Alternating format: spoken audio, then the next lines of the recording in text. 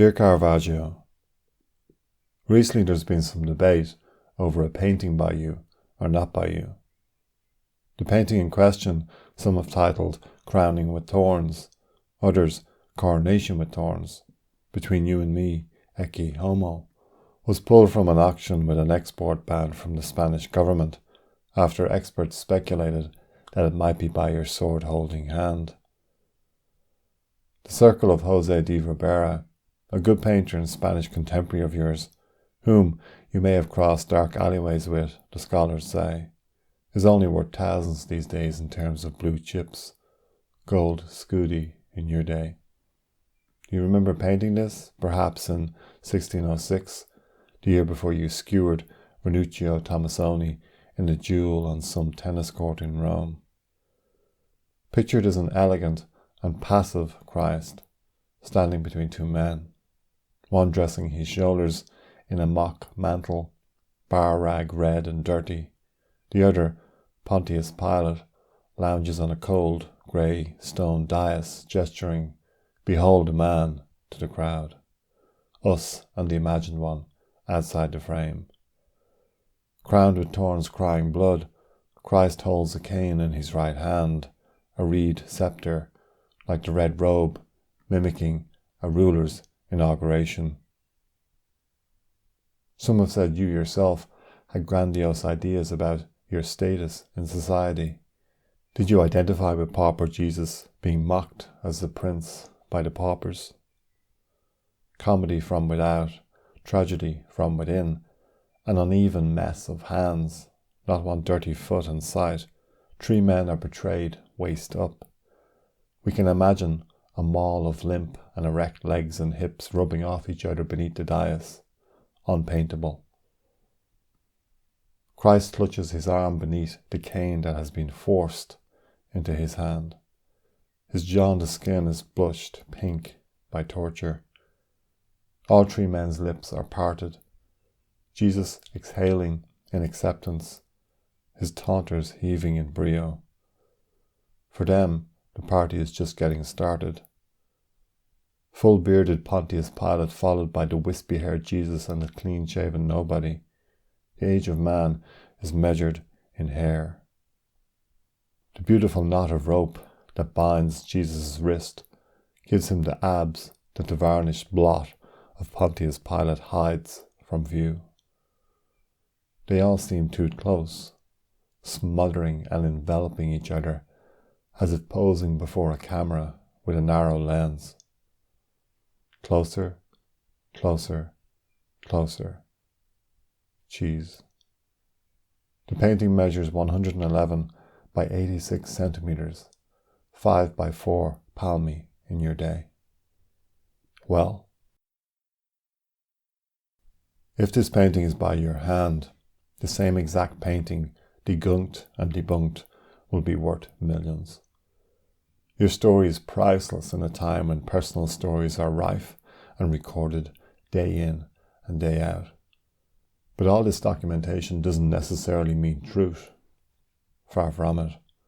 Your story has become a multi-storied life, one biography after another humping the last, to create a basement where desire is a gangbang of epicene sexuality, and up top, a crow's nest from which flights of fancy and fantasy leap into the blue or the below. It's 2021, by the way, 411 years after your death, the 411 being contemporary slang for the relevant information or the truth. But as we know, the 411, like the past, like the present, the future, is a foreign country. Derek Jarman, a modern artist who died 20-something years ago, was accused, or celebrated, it's hard to know, for blending idealized conceptions with intense identification, like you were, gave up on the 411 when he portrayed your life as a camp fantasy that feverishly travelled back and forth through time, resting nowhere and somewhere. Jarman found you, supine, dirty, naked, hurt, between the sheets of death and sexuality, what the Church publicly referred to as between the sacred and profane, the subtitle of Andrew Graham Dixon's biography of you from 2010.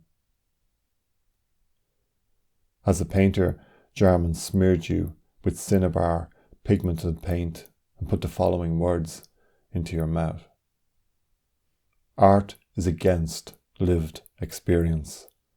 How could flesh and blood compare with paint, crushed pigment? Your life, light and dark, has been stilled in your paintings but never stilted in words. We will never know you or your paintings no matter what they say, especially under the hammer of the art market. Your early biographers want a contemporary rival of yours, Giovanni Baglione, yes, the one who sued you for libel and accused you of his attempted hired assassination, is cursed by subjectivity and bias, understandably. While later biographers are seduced by not knowing the full details of your life, so they can live violently and lucidly in the free-floating and uncommitted desire that turns to vapour in their handsy heads.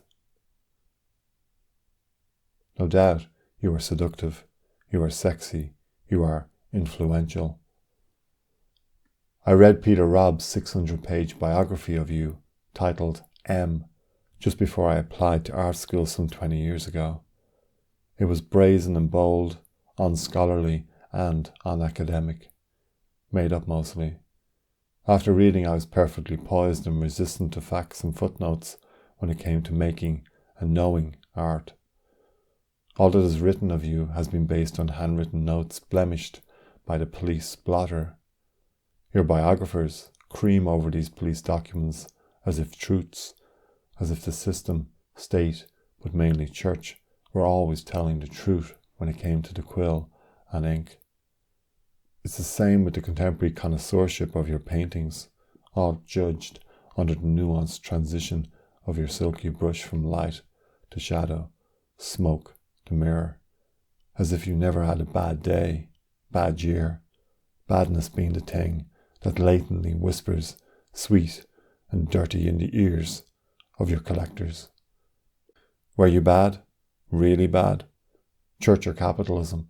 Things haven't changed much. Your paintings and life therein sells desire, like the prostitutes you pimped in your paintings. You are the every which way of desire. The idea that you were an early martyr to the drives of an unconventional sexuality is an anachronistic fiction, so writes Andrew Graham Dixon, the biographer whom I've read for guidance via this foreign country that is you. I know now why Peter Robb referred to you as M to the furor of his academic detractors. Your name, Michelangelo, mercy, then Caravaggio, then M, perfectly signifies the inch-meal abbreviation of time on truth. All we have is the 411. We have nothing of your serene moments, bored moments, nothing moments, Derek Jarman moments, moments when emotion and violence and love came clean. In the eyes of connoisseurship, you are the unfettered fetishist, enamoured with violent detail and crop, claustrophobic and unloved still life, still found rotting in your paintings, still alive. Betrayal, doubts, love, friendship, artichokes, everything spoils in a life that could have ended up detailed, documented, boring. We don't even have drawings, only x-rayed scars that hide beneath paint and varnish, underpaintings under underpaintings. The painter's legacy becomes petrified after their death, touched up or down, embalmed in the smell of dark varnish until the day they are recognised, their provenance pinioned in a particular time, place, and finally in the heads or tails toss of connoisseurship. It matters today if it is painted by you, or partly by you. You are not the first outsider, but the first insider outsider. Once again, they are not sure about the provenance of this new painting that, if it is by you, will be worth millions. If not, nothing. This is important, you see, because you are dead and your paintings are very much alive. Can you believe that? 411 years after your death and your paintings are still alive. Paint is immortal, blood not. Is that what Jarman was getting at when he put those words into your mouth like so many others? Art is against lived experience. How could flesh and blood compare with paint, crushed pigment? Your reason to paint? To outlive life?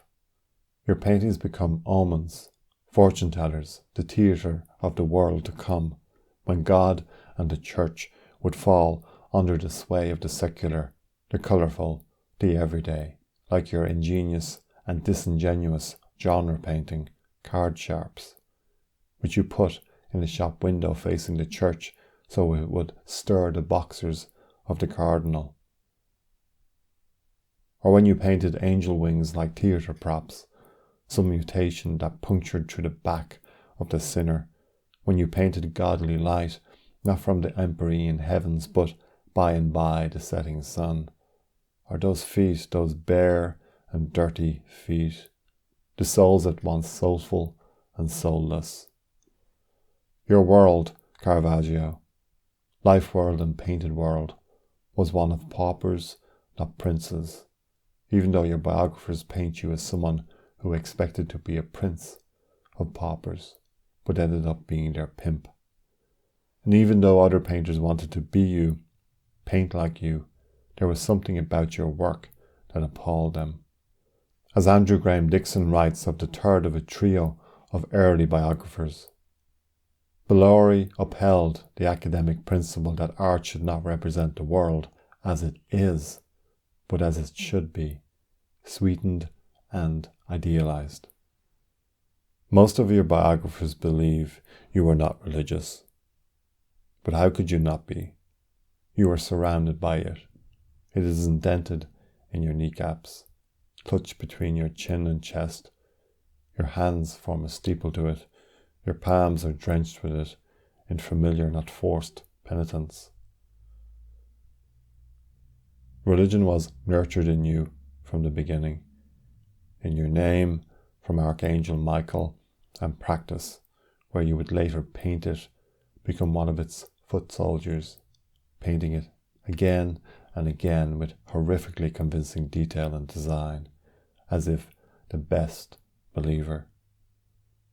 The retrospective romantics can call you a victim to the public whims and private vices of the clergy, a mere artist labourer, a tool shed that knits and nails, positions and lights and scripts religious propaganda with a paintbrush.